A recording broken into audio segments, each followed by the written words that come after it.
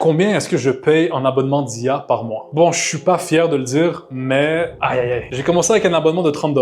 Après ça, je me suis pris 2 abonnements de 30 $.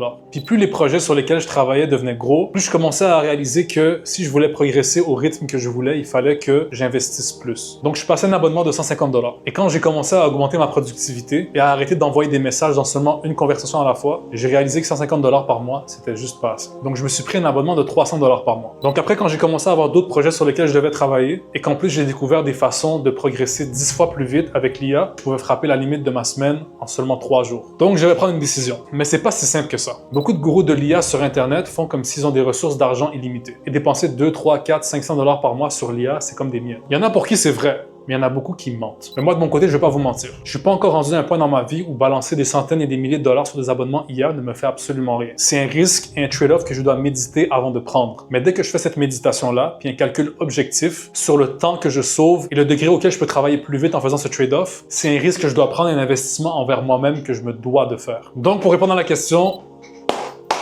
600 $ plus taxes d'abonnement IA par mois au Québec. Ça, c'est sans compter les frais d'hébergement et les différents services que je dois payer pour faire en sorte que les déploiements chez ma clientèle fonctionnent et restent actifs. Donc, l'entrepreneuriat en IA, c'est pas juste des roses et de l'argent. C'est des risques à prendre, c'est des investissements que tu dois faire envers toi-même. Puis beaucoup de personnes peuvent trouver ça cher, mais je suis sûr que si vous regardez sincèrement dans vos finances où votre argent va, il y a beaucoup de choses dont vous pourriez vous passer pour faire en sorte d'investir sur un projet comme ça. C'est une question de sacrifice et de décision. Maintenant, la question, c'est qu'est-ce que toi, tu veux faire?